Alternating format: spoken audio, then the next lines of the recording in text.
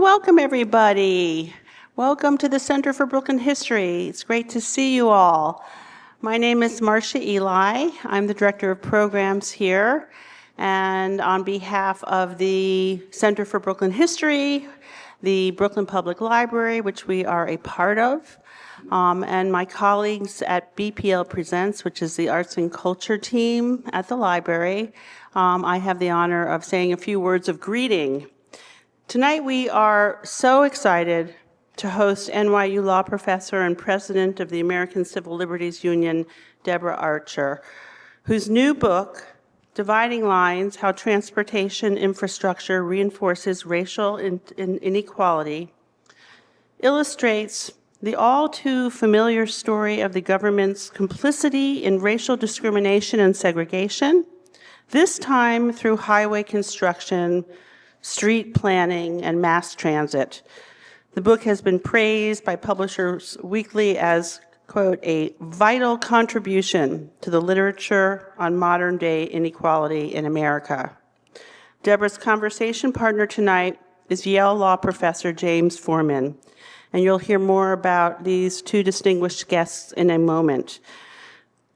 First, I want to share that here at the Center for Brooklyn History, we have weekly free programs, and often these are about questions of race, ethnicity, and inequality.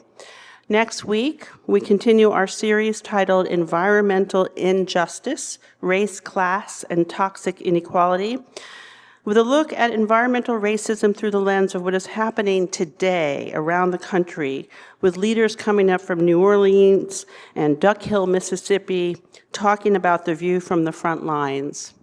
And later in June, we are honored to welcome three renowned experts on immigration, including historian Nancy Foner and former United States Deputy High Commissioner for Refugees, who is currently Executive Dean of the New School for Social Research, Alex Alenikoff, for a conversation about our country's mixed history when it comes to immigration and xenophobia. So there's lots coming down the pike. I hope you'll join us for some of these. I hope you'll sign up for our emails, and that we'll see you here again. Now let me tell you a bit about tonight. At the end of Deborah and James's discussion, we'll turn to you and your questions. Our usher will bring a mic to you at your seat. I ask that you please keep your questions brief and just stand while you're speaking. And of course, I'm happy to share that the book, Dividing Lines, is available at the CBH shop, and Deborah will sign copies following the program at a table in the front where you came in. Now let me tell you just a bit about our esteemed guests and turn it over to them. I've had to really edit this down so we could get to the conversation because they are so unbelievably accomplished. Deborah Archer is the president of the ACLU and a nationally recognized expert on civil liberties, civil rights, and racial justice. She is also the Margaret B. Hoppin Professor of Clinical Law and faculty director of the Community Equity Initiative at New York University School of Law.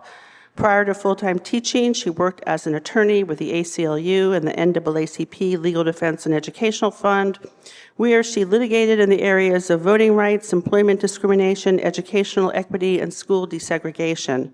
She previously served as chair of the New York City Civilian Complaint Review Board, the nation's oldest and largest police oversight agency. Archer currently serves as a trustee of Smith College and received the Smith College Medal, the highest honor the college awards to an alum. She's a graduate of Yale Law School in Smith. James Forman, Jr. is the J. Skelly Wright Professor of Law at Yale. After attending Brown University and Yale Law School, he joined the Public Defender Service in Washington, D.C., where for 6 years he represented both juveniles and adults charged with crimes. In 1997, along with David Domenici, he started the Maya Angelou School, an alternative for school dropouts and youth who had been arrested. It has now expanded to run multiple schools inside D.C.'s youth and adult prisons. In 2018, his book, Locking Up Our Own, Crime and Punishment in Black America, was awarded the Pulitzer Prize for General Nonfiction. In 2020, he founded a program to help people from underrepresented groups achieve the dream of becoming lawyers. And in 2022, he helped launch the Yale Law and Racial Justice Center. We are so honored to have you both here. Please help me welcome Deborah Archer and James Forman.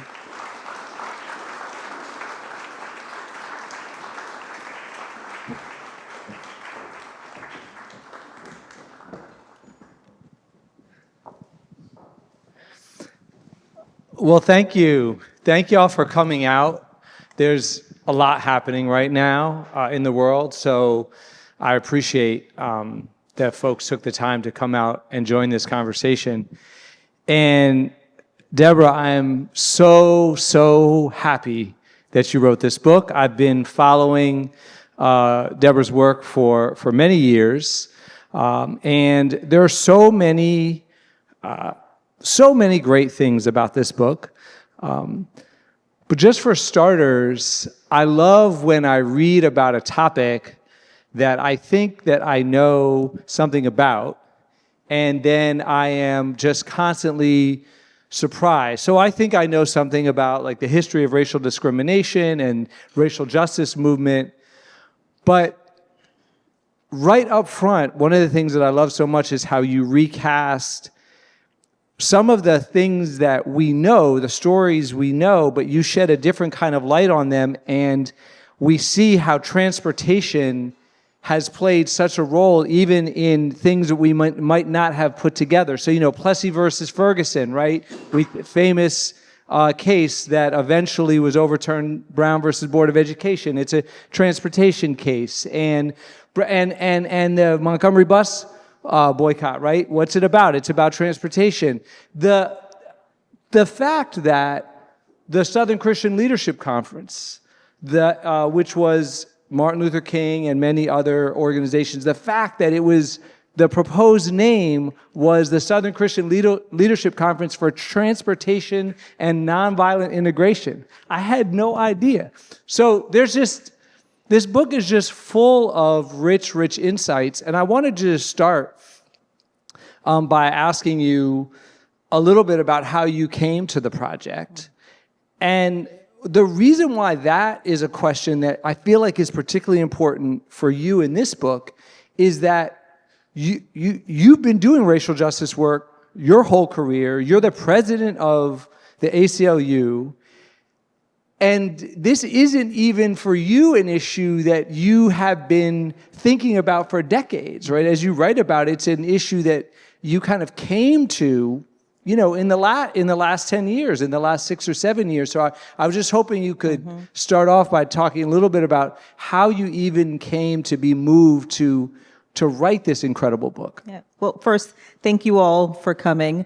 It's great to see so many people come out to hear about transportation infrastructure. I appreciate it. And of course, thank you to you, James, for having this conversation with me. You know that I am a big fan of you and your work, so this is actually quite an honor for me to have this conversation with you. So I think, like many folks, I thought about transportation in the most simplistic way, that it was the way that we get to work and the way that we get to school. It was about moving people. But I've come to understand how central it is to everything that we value as folks who care about civil rights and racial justice. So I have spent a lot of my time focused on inequality at the intersection of race and space, on housing issues, the way that we undermine the success and health of communities of color and make it hard for people who live in those communities to access opportunity and live healthy, happy, choice-filled lives. But still, I didn't think about transportation infrastructure as a part of that equation. And it wasn't until a few years ago that I was approached by a community in Syracuse, New York. And they were facing a highway reconstruction project and reached out to me to get involved because they wanted to make sure that civil rights and racial justice was central in that conversation. And I went up and visited and had a conversation with them about the work that they were doing and what they were trying to accomplish. And through that work, I understood the history of I-81 in Syracuse, and the way that when it was built, it really destroyed a very vibrant Black and Jewish community. that it locked in racial segregation. Syracuse, after the development of that highway, became one of the areas in the country that had the most concentrated racialized poverty in the country. And a lot of that began with the highway and the destruction. And so I was just really overwhelmed with how powerful the impact of that highway was, but also with the community that was fighting back, that they had built a life in the shadow of that highway. And now that they were fighting to make sure that we rebuilt differently, that we did not re-injure and reharm a community that had been harmed decades ago. Because again, as the highway was being reimagined, their homes were facing down the bulldozers again. And they wanted to have power. They wanted the community to be respected, to have a voice in the conversation. They wanted the people who were rebuilding that highway to care about their lives and their homes. And they needed advocates to help them do that. And I was really proud to be a part of the group of folks that helped them advocate for turning that elevated portion of the highway into a street grid that would bring people back into their community in Syracuse to support their businesses. But through that, I learned that this is a story that repeats all around the country. It is not a New York story. It is not just a Connecticut, where I'm from, story. Just about every community around, every state around the country can tell a story about the way that the highway targeted their community, targeted a Black community, destroyed an integrated community, took homes and businesses and schools and community institutions.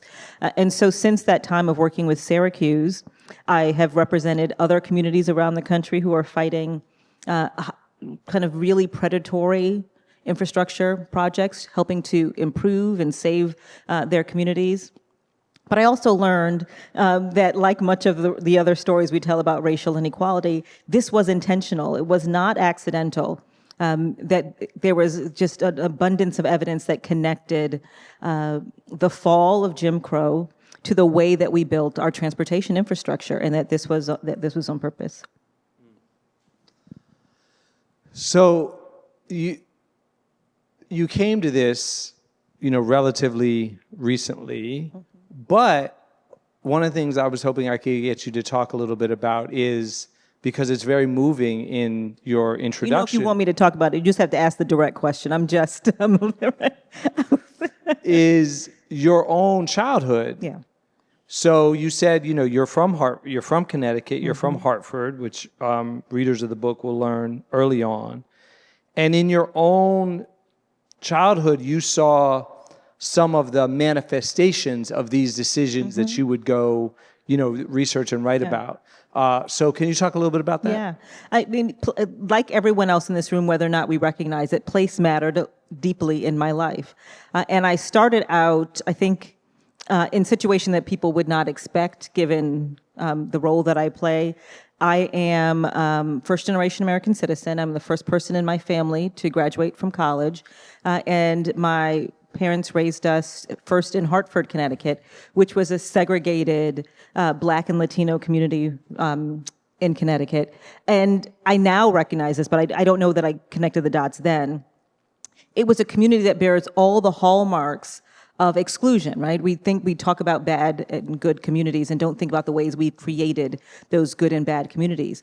But all the ways that you create quote unquote bad communities, we experienced those growing up in Hartford, and transportation was one of those tools. We had major highways that surrounded us, and when they were built, they destroyed Black communities, took away housing, destroyed the economic core and economic base, and the community continued to experience that and feel that.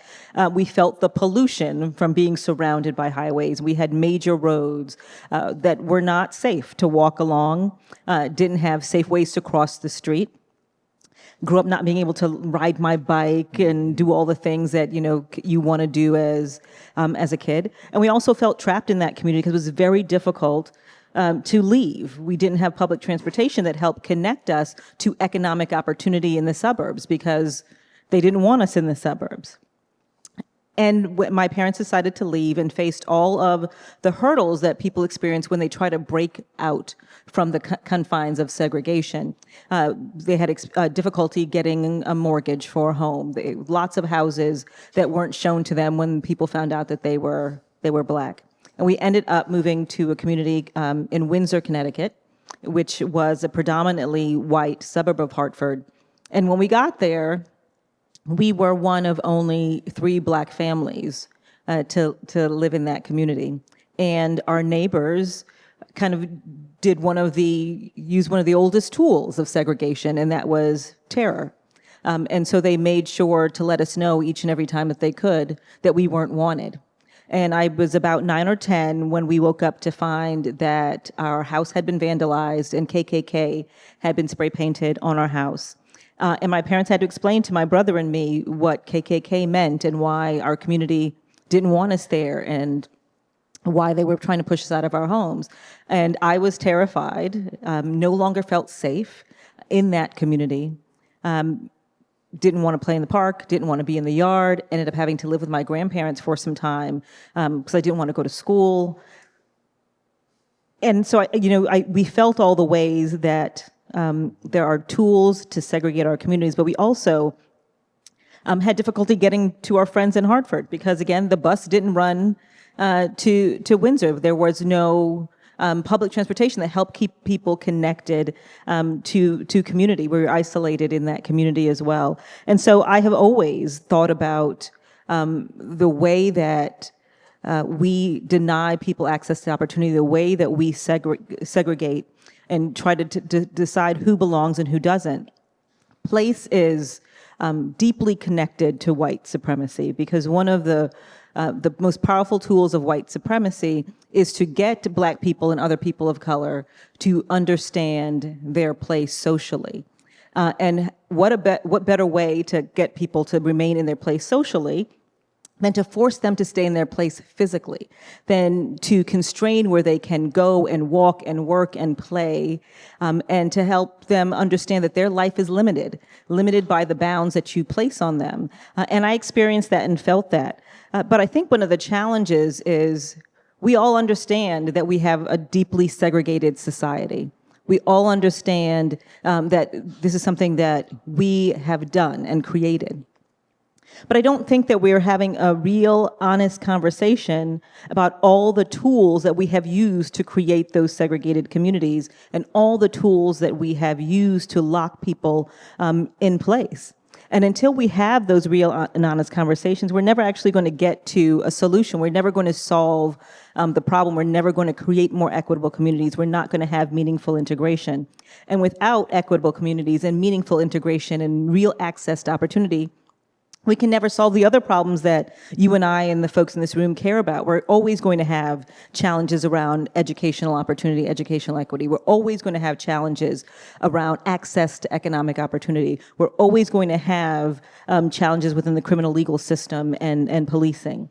And so we really have to grapple meaningfully and honestly with all of the ways that we created segregated communities and that we are still actively maintaining those segregated communities. And transportation is really central to that conversation. Because as you've said, transportation has played a role throughout our history. You cannot talk about race in America without talking about transportation and the role that mobility or lack of mobility played in kind of firming up racial inequality. So let's dig in a little bit to some of the tools that you described. So everything is a revelation in this book, but if there's a topic that probably people are the most familiar with, it would be highways. So, again, so I'm from Atlanta, and we talked about Southern Christian Leadership Conference, SCLC, Dr. King's organization. 2 blocks from the headquarters of the Southern Christian Leadership Conference is a massive, now like 14-lane highway. That highway runs through the middle of Sweet Auburn. So Auburn Avenue in Atlanta, historically Black neighborhood, decimated by the placement of this highway. Now, but you say, and we could talk about highways more if you want to, but you say in the book, yes, highways are part of the story, both destroying communities and also walling off communities. So there's kind of two moves. There's breaking up prosperous black communities, or in some cases struggling black communities, but making them worse with the highway. And then there's also using highways as walls, highways to segregate a black community from a white community. So, well, let's just stop there and let's talk about highways before we talk about some of the other mechanisms as well. And it is the example I think that people are most familiar with, but not everyone is familiar. And the details to me were a little bit striking. You mentioned Plessy versus Ferguson, which was the case that said, you can have separate but equal in train cars and everything, and that kind of spread across the country. And then there's the decision in Brown versus Board of Education, 1954. And Brown overturns Plessy and says that in public education, separate can never be equal. And it kind of triggered or kind of indicated the fall of Jim Crow writ large, that not only was segregation in education going to fall, but segregation in all other areas of the life was going to fall as well. And what you saw, what came to be known as massive resistance. Folks in the South, but also all around the country, said that they were going to do everything that they could to hold on to their segregated way of life. They were not going to let Jim Crow or segregation fall easily. And so 2 years after, for 2 years we had this massive resistance from 1954 to 1956.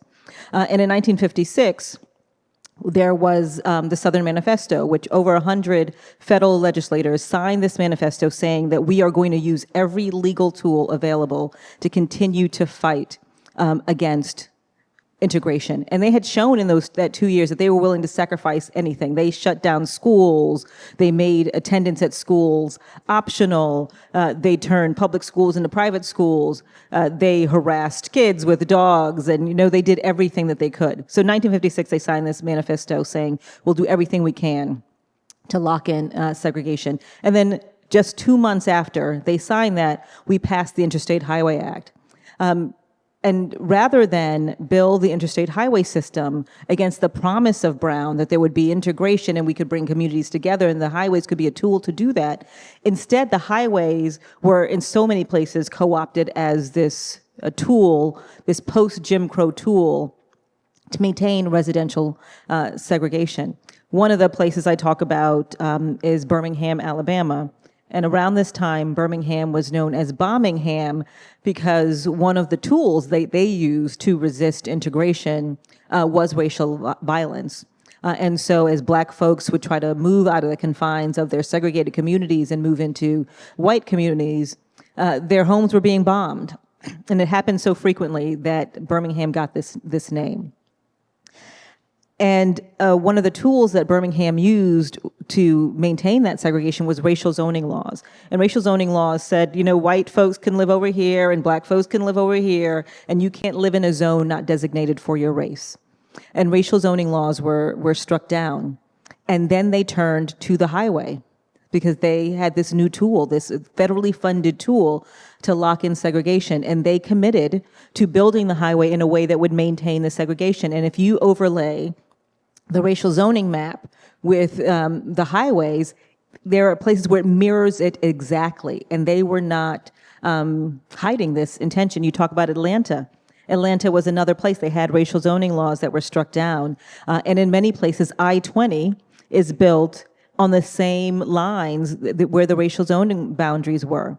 And I found some transcripts from city council meetings and community meetings where community members were pleading with the mayor to protect them from black migration, and he committed to building the highway in a way that would do that. And at certain points, folks would say, we need to adjust the highway a little bit. This piece here doesn't make sense. And he was like, no, I can't move it because I promised the white community that I would protect them from integration, and the highway has to stay here. And so, as you said, the highway became a wall. It became a physical and psychological barrier that kept communities divided.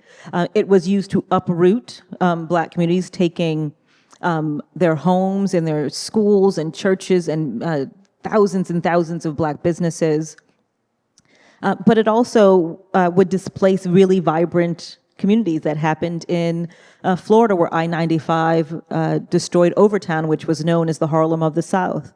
It happened in Indianapolis, where Madam C.J. Walker, who was the first female millionaire in the country, had tried to start her business and was displaced by I-65 and I-70. So it has a history that we're still living with, that the highways were the first of the dividers that were erected, and they're still standing.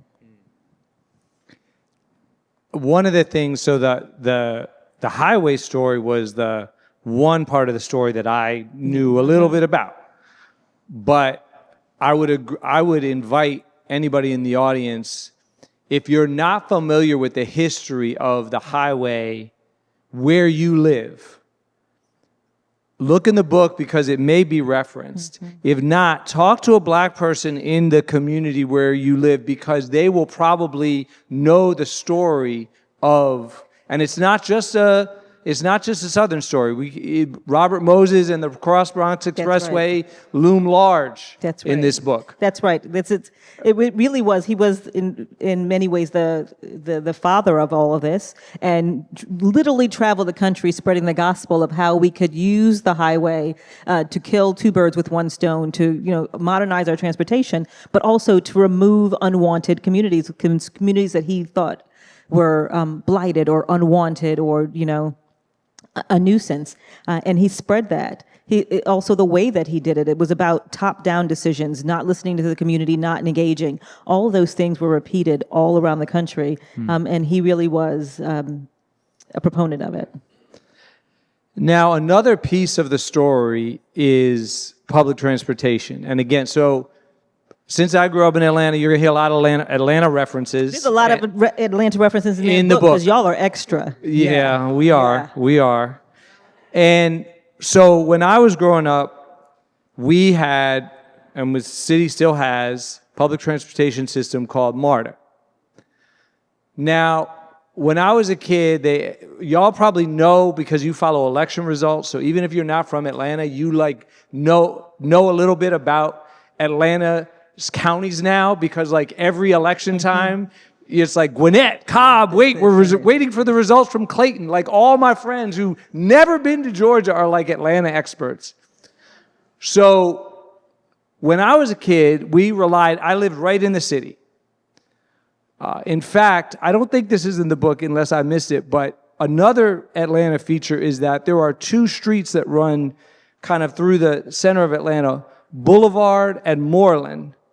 That's the name of the streets on the south side of the city where I grew up, which is mostly Black. Those same streets change names. Boulevard becomes Boulevard becomes Monroe, and Moreland becomes Briarcliff. Yeah. And they changed names at the same street, Ponce de Leon, which is a little north of I-20, but was another divider in the city. So all you needed to know is if somebody lived did you live on Boulevard or do you live on Monroe? It's the same street, but I could tell your race based on your address.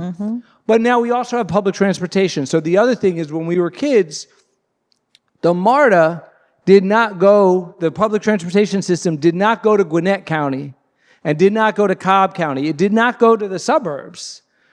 And there were jobs out there that we wanted as teenagers. They were booming malls. Everybody wanted to, work in the, get a fast food job in the mall. You couldn't get there because the MARTA. And what I didn't know at the time is that was an intentional decision to not allow the train to go that far. So talk a little bit about, it doesn't have to be that example, but just talk about public transportation and how that's another feature of this infrastructure of white supremacy through transportation laws. Can I talk about the street naming first? Yes. Piece that you talked, because that is something that Atlanta did better than anyone else is to use traditional street planning techniques to reinforce that segregation. So they certainly built streets in ways that divided communities, and that they had a street that was a dividing line. Ponce de Leon was one of those streets. But then they also used street planning techniques to make it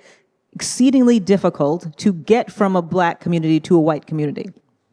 And the result is that it's difficult to get around Atlanta now for some of that reasons, right? They used one-way streets and a series of one-way streets that led you away from the white community. So you could not get from the black community to the white community. Atlanta would dead-end streets. There was a street where they just decided to abandon a section in the middle of it because it connected the black and white community. And so now the street doesn't connect. It's no longer a through street. They would turn through streets into cul-de-sacs. But then also Atlanta wanted to spare white folks the indignity of living on the same street as black folks, even if they actually did. So many streets' names change after Ponce de Leon. And so it had that kind of slap in the face to folks, so you can't live on the same street as a white person, but it also facilitated discrimination because then you could identify the character of the neighborhood by the street name. You knew what the race of the folks who lived there were. And so all of those things were layered in Atlanta on top of the highway to really reinforce segregation. I think people forget that because now Atlanta is a majority black city, and so you don't feel it in the same way, but it is deeply a part of the history. But so is the public transportation. And so we know that public transportation began under this cloud of explicit racial inequality, where there were separate train cars, and we know that from the Montgomery bus boycott and the Freedom Riders, that it was explicitly discriminatory. But then it evolved under policies that were more dog whistle policies that resulted in transportation deserts in black communities from underinvestment, but also transportation deserts in predominantly white communities because they leaned into this false narrative of excessive black criminality and used safety as an excuse not to allow public transportation to come into communities. And of the various forms of public transportation, buses is the most discriminated against because it is the form most used by Black and Latino folks.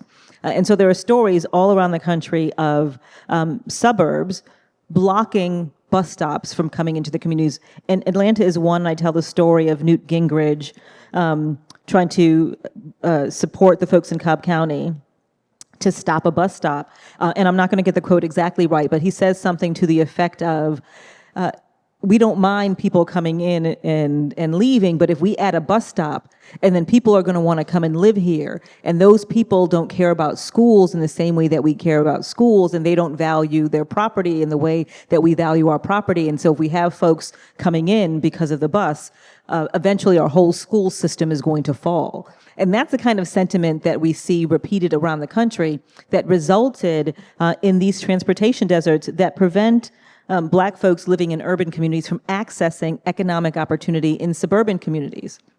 One of the stories I tell in the book, a New York story about a young woman named Cynthia, 17 years old, in Buffalo, New York. And Cynthia worked at a fast food restaurant in an upscale mall in Buffalo and needed to take the bus to get to work. But the mall would not allow the city bus to come into the parking lot. They let commuter buses, they let tour buses, but they would not let the city bus in. And so Cynthia had to race across 7 lanes of traffic just to get to work. And one day as she was making that run to get to work, she was crushed by a truck and killed, all for her desire to access a job and economic opportunity. And it is a story that's a very tragic example of a story that gets repeated. I talk about Beaver Creek, Ohio, another place that didn't want a bus stop. So Beaver Creek had another upscale mall. It's a suburb of Dayton. And lots of folks who lived in Dayton wanted to access jobs in Beaver Creek. But Beaver Creek not only wouldn't let the bus come into the parking lot, they wouldn't let a bus into Beaver Creek. There were no bus stops in Beaver Creek. And so folks in Dayton organized and tried to push to get a bus stop, and they were able to get the Regional Transportation Authority to support their efforts. And the folks in Beaver Creek said, nah, we don't want one. We don't want our mall turning into the Dayton Mall, which was where the black and brown folks shopped. We're concerned about safety, and we represent our community. They don't want this bus stop, no bus stop. The folks in Dayton were relentless, and they got the federal government to get involved, and the federal government came in and said, you're going to have some bus stops. And they were like, nope, we're good. We're not going to have any bus stops. And so the federal government has some tools, and they pushed. And got into a conversation with the Beaver Creek folks, and finally Beaver Creek said, fine, we'll have bus stops under a few conditions. One, we need there to be posted rules of behavior that were posted in these bus stops. And of course, that's just inviting selective enforcement by police to target those folks. Then they said we needed 24-hour, real-time surveillance cameras that had a live feed right into the police department at every bus stop. And they didn't do that at any other bus stop in this transportation system. And then they also said that we can have a bus stop if every bus shelter is fully air-conditioned and fully heated. And at that point, the only fully air-conditioned bus shelter in the world was in Dubai. And so, of course, all of this was pretext to keep folks out. We saw it in Baltimore, where they were trying to get the red line to connect folks in Baltimore to the suburbs. And at one of the community meetings, a community resident said, we don't want folks from Baltimore being able to catch the bus, come into our community, steal our TVs, and then jump back on the bus to get home, because that's the way you would escape if you stole a television, would be to jump on the bus. But, so it's very thinly disguised, but it is all about this belief that the black and brown folks who ride the bus are going to come into your communities and destroy the fabric of the community. They're going to come into the community, they're going to rob you, they're going to steal from you. But really it is about folks wanting to access economic opportunity, because public transportation, more than even the other forms of transportation, is an engine of opportunity. It helps connect us to jobs. It helps connect us to education, to health. There have been study after study that show that folks have health disparities in part because they don't have access to transportation that can get them to regularly scheduled doctor's appointments, because they don't have access to the bus and the train in their communities. And then I also in the book talk about the way that on top of that, we layer in policing. We subject folks who use public transportation to over-policing, to fines and fees that we would not subject folks to who use other forms of transportation. We allow the police to engage in ways that we would not allow them to engage in other communities. And in that chapter, that portion of that chapter, talk about a lot New York City. We have a system where the folks who are stopped for fare evasion are disproportionately Black and Latino. 73%, according to the study that I discussed, of the folks who are stopped for turnstile jumping, fare evasion, are Black and Latino, although just slightly more than 50% of the people who are using the system are Black and Latino, and 90% of the people who are arrested instead of given a ticket are Black folks in this system. And so we see the inequality play out in many ways in public transportation. So there's a lot of history in this book, but you're not principally a historian. Not at all. Not even principally. Not at all. A lawyer and a policy advocate. And so I want to talk a little bit about how we respond to some of this. And I'm glad that you just told the story that you told, because that's a nice kind of entree into that conversation, right? Because that's a story about people organizing in response to this to try to create change. In that instance, bus stops, but there's other examples of it as well. And, one of the things that I'm intrigued by in the book is that you have, it seems to me, a kind of an ambivalent relationship to law as a strategy for change. So you have some discussion about trying to use the law, but also a kind of a recognition that that's going to, in many ways, going to be an uphill. Courts, in any event, are a pretty hostile environment. And not just now, right? Historically, to the kinds of claims, the kinds of equal protection claims that you might want to bring, courts have been hostile to. And now the courts, at least the federal courts, are especially hostile. So a lot of the stories that you tell are about policy, they're about legislation, they're about local organizing. And it seems to me the word that I most associate with you, and I would most associate with your overarching strategy, is a word you just used about 5 minutes ago, and it's relentless. And so I think of you as a relentless advocate for justice. You are clear-eyed. You are unflinching. You are realistic and optimistic, or at least realistic and hopeful, if not optimistic. So I want to talk a little bit about what it means for us in this room, me, you, and everybody who came here tonight. What does it mean if we're going to be relentless in pursuit of justice in this domain? How do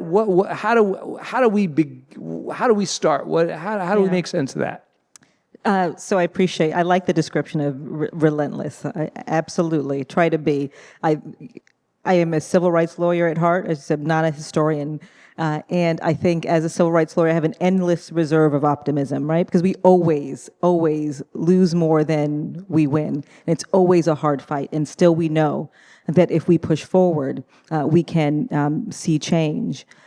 I have to say, just as a law professor, and someone who helps run one of the largest legal advocacy organizations in the country, I can't say that I'm ambivalent about the law. I knew she wasn't going to. I tried to slide that in, and then I followed up with relentless to see if I could get away with it. I didn't even hear the whole rest of the question. All I heard was ambivalent, and then I think that I'm realistic about the limits, right, as we all are, that we have these civil rights laws that have this beautiful, powerful language. We as a country are really good at making big promises and kind of espousing great ideals, but we're not as good at living up to those promises and enforcing those ideals. And that's true about our laws. So you think that we have, the Equal Protection Clause, and we have due process, and we have the Fair Housing Act and Title VI that prohibits discrimination with use of federal funds. All of these laws that theoretically would apply in the context of transportation infrastructure,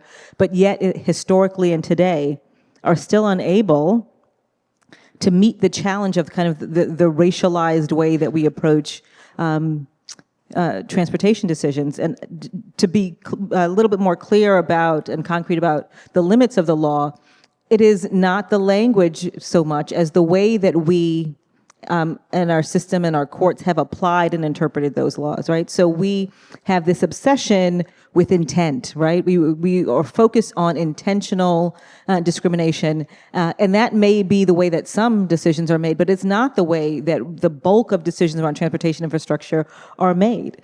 It is not just about intent. It is about the impact and the accumulation of harm over decades and the layering of inequality and the way that we continue to view Black and brown communities as the path of least resistance. We value Black lives less. We value Black property less than others. We value Black communities less. And so it is not just about intent. We are always focused on finding the bad apple or the smoking gun. We give undue deference to governmental decisions. And really, the book tells some stories about the way that we bend over backwards to accept justifications for some of these transportation decisions that are obviously wrong, right? That they are lying, and they did not hide it. But now that they come to court and they say, oh, we did it for this reason instead, we're willing to just accept that and not the reality. We're not looking at the decades of accumulated disadvantage. We take our current place as a neutral baseline and don't think about historically how we have layered inequality. And so I think I use the law right? I represent a community right now in Conway, South Carolina, fighting a major roadway that's going to destroy this historic black community that was founded by former slaves who were sharecroppers and saved their money and built this community. And now one of the clients is a reverend named Cedric Blainsplain. And Reverend Blainsplain is the great-grandson, 8 times removed, of one of the women that founded this community, and the church bears her name, and he is fighting with everything he has to save that community, the houses of his blood relatives, because he is surrounded by blood relatives, but also his chosen family, to save their community institutions. And he gets up every day and he is fighting with limited tools. And so the least that I can do is to figure out how to help them and how to join that fight. And so the law is one way, and I'm certainly using the law as a tool to help to help him. But it's got to be a broader broader impact. The book doesn't have a list of solutions. In the book, I'm trying to get folks to see the full range of the problem and understand the choices and sacrifices that we've made, and that we have continued to make choices that harm one community over the other, to continue to ask Black and brown communities to host and house all of the negatives and to receive few of the benefits. And so as we're moving forward in this time of transformation, I want people to want to make different choices, to at least understand the sacrifices that they're asking people to make. I want us to think about, I don't know whether you call it anti-racist design or community equity focused or racial equity, whatever you call it, for us to think about the ways that we have all these disparate decisions, seemingly disparate decisions happening that keep ending up at the same place, right? We keep making decisions that end up with Black and brown communities losing and suffering and being harmed.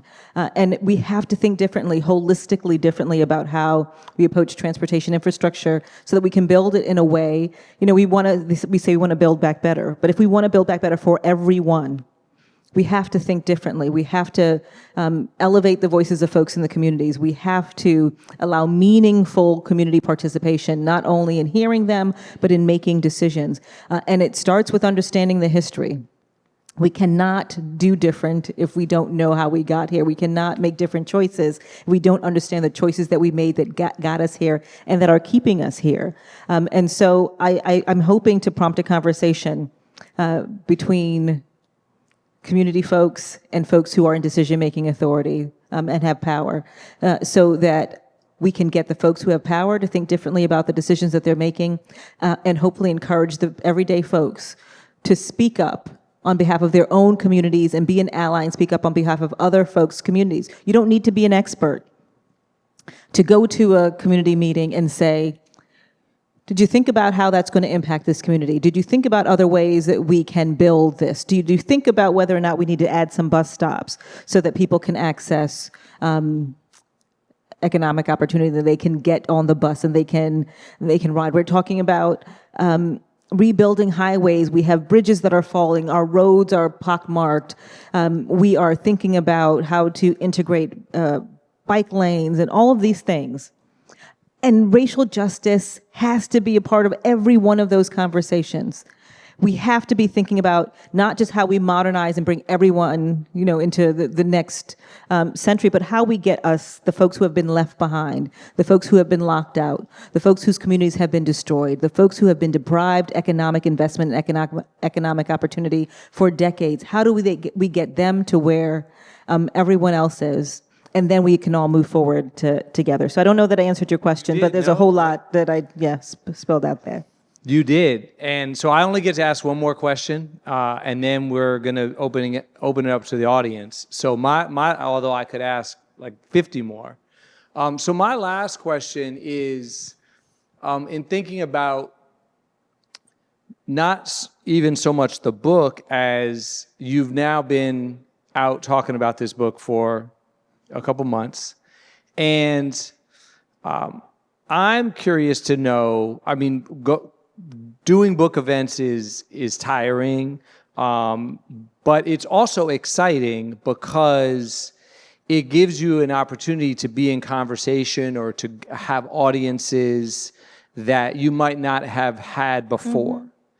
And I'm curious to know, as you think about kind of the events that you've had so far, the talks that you've had so far, has there been any of them where you have been in an audience or been in a conversation that is different in some ways than what you expected? So just to give you an example, for me, when my book came out, I did some bookstores and things like that, but then I got asked to come to speak to the Charlotte Police Department, the whole entering class, or the hundreds of Charlotte, Mecklenburg police officers, right? And I was coming to talk about my book. So for me, that was a very different audience than what I was used to being in front of. So I guess I'm curious to know, is there any audiences that have been different than what you expected, or have there been any questions or conversations that have happened for you since the book has come out where that have caused you to think about something a little bit differently even than when you were writing the book? I like that question. No one has asked me that question. That's a tough. There's been no equivalent to speaking to the police department. But I think one of the most interesting, or one of my favorite conversations, was when I was in LA, and I spoke at a community meeting in Watts. And the community invited me because they were in the middle of fighting to have safer streets. There is a street in Watts where many of the members of the community have died because the street is just not safe, and cars are racing up and down the street at high speeds, and people don't care about the lives of the folks that live there. And so they're fighting to get safer streets, but they don't want more police because they have enough police. And so the conversation was about how can they get safer streets without inviting police into their community and criminalizing the folks in the community. And so it was powerful because the folks there had read my book, and this is a dream that the book is written, I think, to help community members, to give them power to shape their communities differently, and it was doing that. But I learned a lot from them because they also had enlisted experts. They were so resourceful, got experts to support them, and they were teaching me about the various ways that you can make their roads safer. And so they were talking to me about studies that if you plant greenery along the road, it is safer. People will slow down. They told me that the trees in their community were cut down at the request of the LAPD because the helicopters were having trouble surveilling the community. And so they lost the trees and the cover that would have made their community safer naturally. And they were fighting to have trees planted along this roadway, and they wanted benches. And I think that they conveyed what I'm trying to convey in the book, that to think about these folks and their humanity, and think about them as people. They were fighting for their lives. They're fighting for the lives of their children. They are fighting for their community. They're fighting for the memory of the loved ones that they have lost. And they're doing it in the most powerful way. They're gathering resources. They are being relentless. They are using every resource that they can. And so I love that my book became a resource for them as well, and they were connecting the history that I talked about in the book with the fight and the struggle that they were engaged in. That's beautiful. Thank you for sharing that. My work is done. I have been told that somebody else will be taking over now. And they are there, ready to go.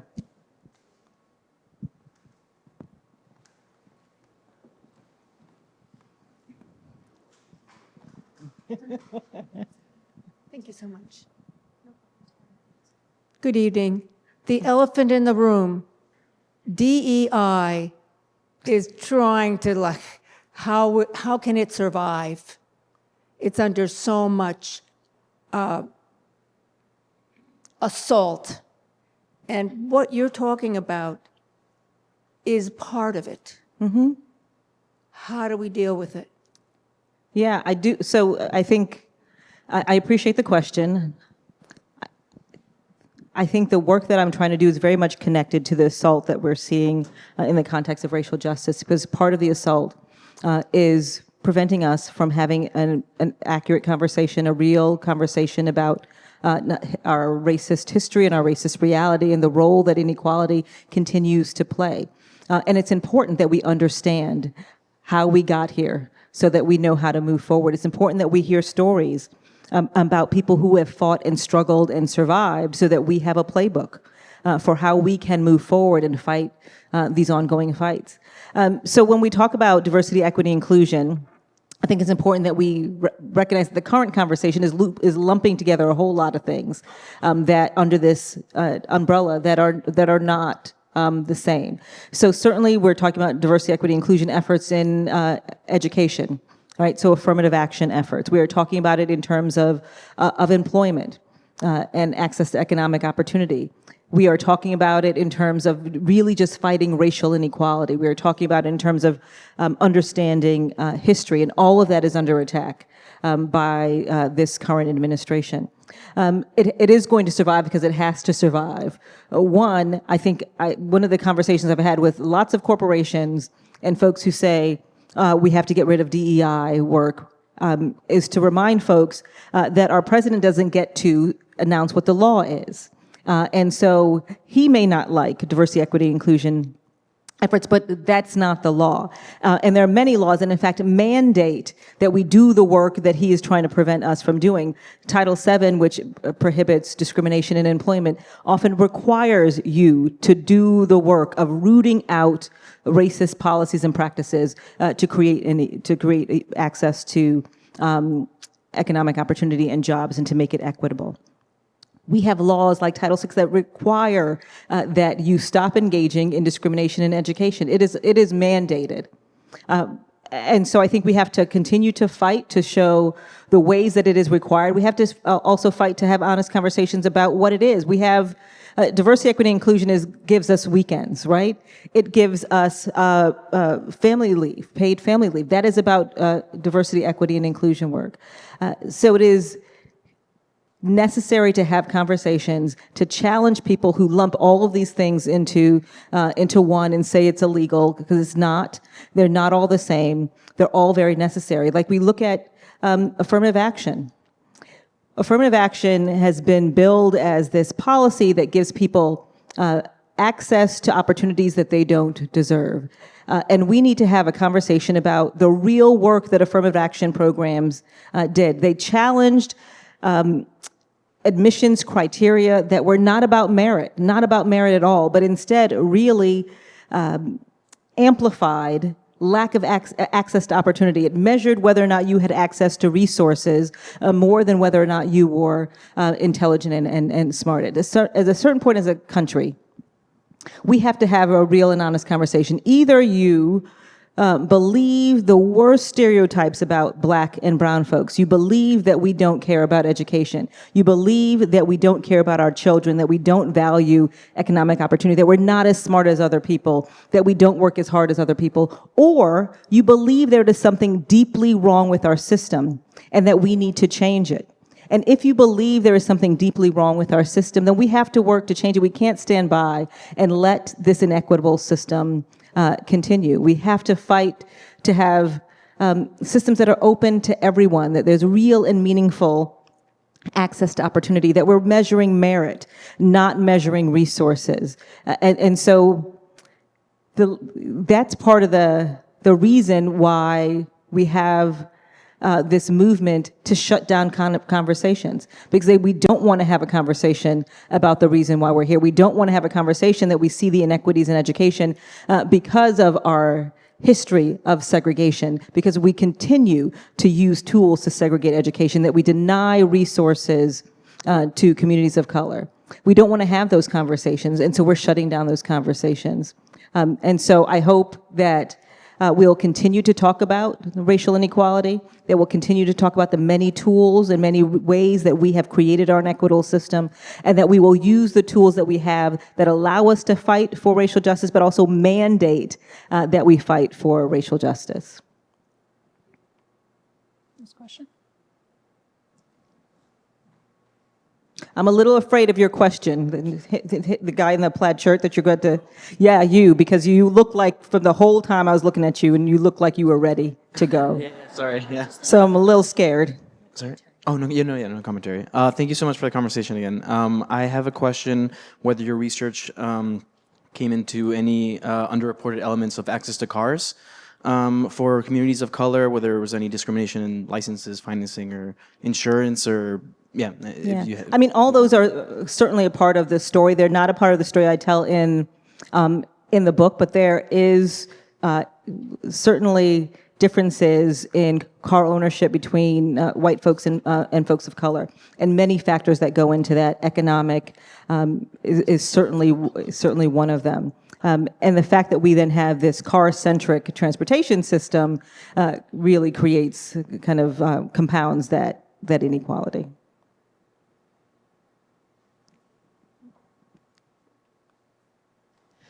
I had a question about, about the perceptions of public transit and how so many people think it's so dangerous. Mm-hmm. People will be shocked if I take the subway after 2 a.m.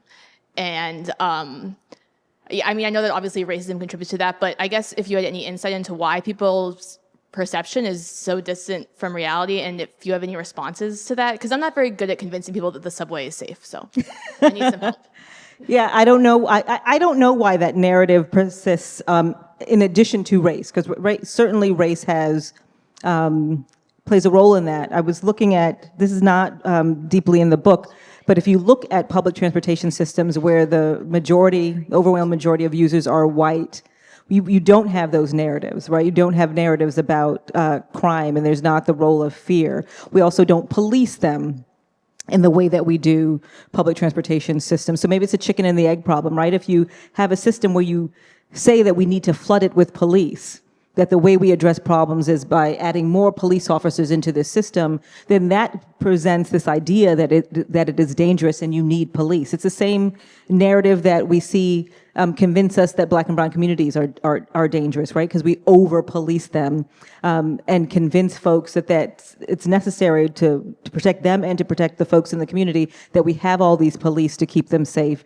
And then it results in a system where in Black and brown communities, you can't move without coming into contact with police officers who then have a million reasons why they can ticket you and arrest you.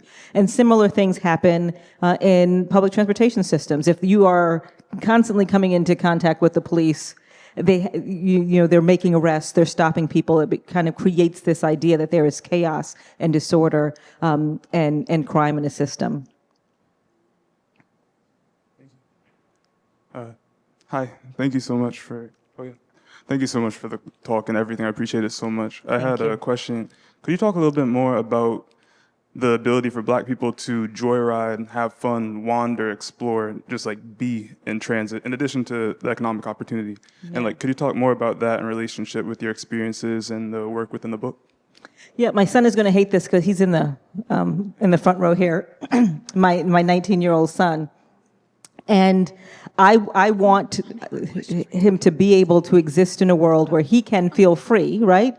That is what we want most in the world. The reason that, James was talking about that, I'm relentless in the work that I do, that I am focused, is because I'm working very hard, along with others, to try to create a world that values my child as much as I do, that sees his beauty as much as I do, that allows and supports his joy in the way that we allow others to experience joy. And that's just not true about our system because of the way, again, I feel like James should be answering these questions because he's the expert on policing, but the way that we control, police, monitor, surveil, suppress the joy and experience of Black and brown folks that cannot be in public spaces.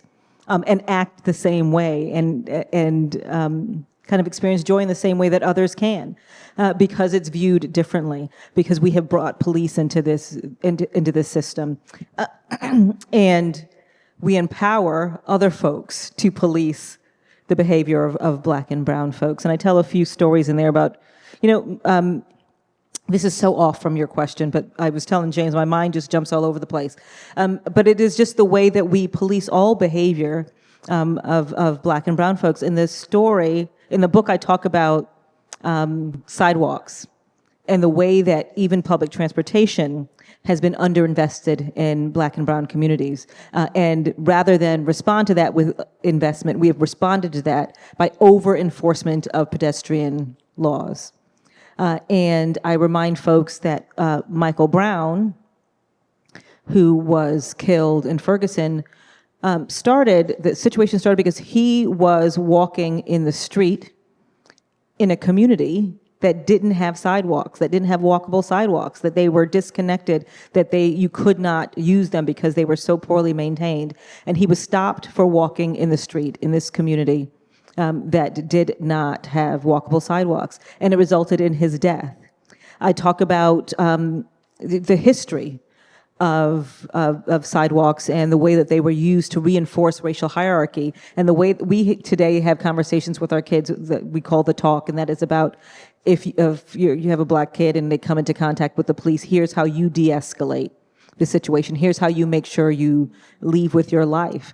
And I talked to folks who said that back when they were growing up, the talk was about how you navigated the sidewalks. Because being sent on an errand for your parents and having to walk on the sidewalk could result in your death if you did not obey the sidewalk rules. And I learned about something that was called giving whites the wall, or the white man's right of way. And it was that Black folks were to step out of the way on the sidewalk and give white folks the inner lane out, and you walk in the street or you walk on the edge. And if you didn't obey that, it could result in your death. And it's something we're still living with, where in public spaces, on public transportation, in parks, on the street, in movie theaters, in the library, all through our lives, that anything that Black and brown folks view, it's viewed through a different lens. And it's judged differently. And something that is innocuous when one person does it is viewed as threatening and dangerous when a Black or brown person does it. And at some point, I want Black and brown people to be able to live with joy, to be able to relax. I was saying to someone that it is my children. He's not going to believe it, but they are soft, right? They're not right. They don't have calluses on their hands. My first job was picking tobacco in Connecticut. They don't know nothing about that. And I love that for them. I want us all, I want Black and brown folks to be able to live soft lives too, to not always have to fight, not to always have our guard up, to not always be concerned about how I'm being perceived and what I'm saying. He is absolutely going to kill me because I'm just keep talking about him. But he goes to Morehouse College.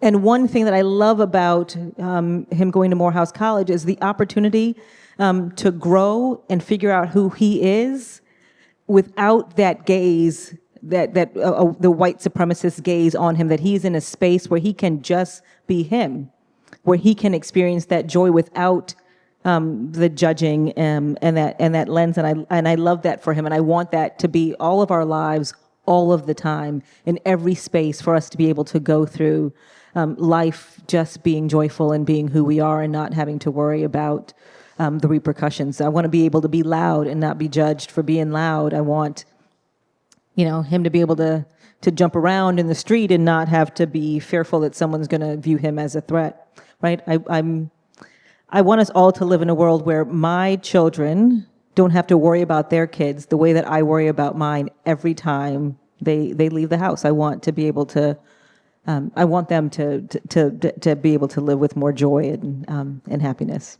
That was a really long response, but I appreciated the question. We have time for one more question. One more question. Thank you for this talk. It was very good. It's not so much a question. Are you familiar with the book, The Color of Law? Of course. And that I really recommend that in addition to your book. It's really about policies that have existed historically in this country that have kept Black people down, really, limited in income. And particularly awful to me was when I read about what happened after World War II.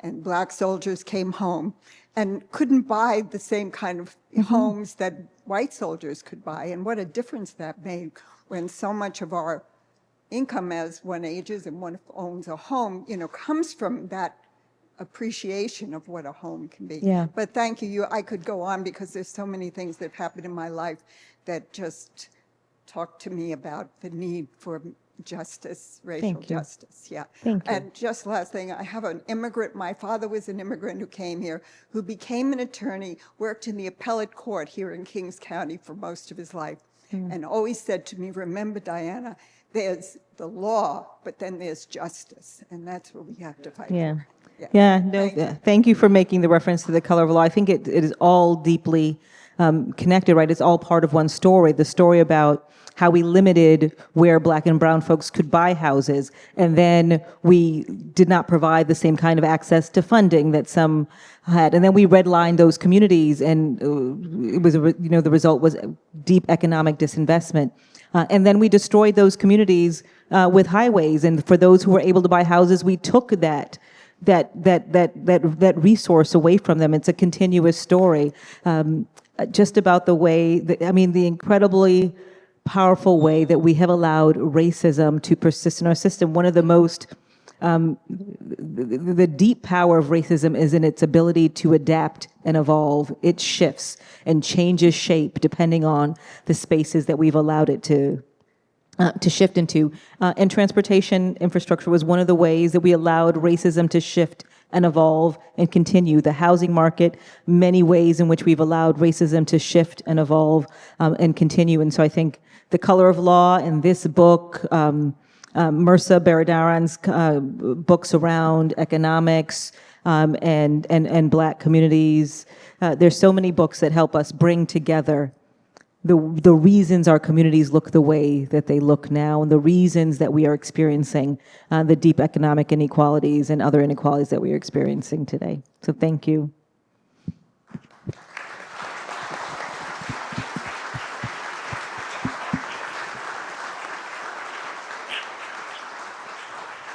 So I don't get the last word. You're going to have an official last word, but I'm only going to say this. Before you leave, do two things. Buy a copy of this book and have Deborah Archer sign it. You will not regret either decision.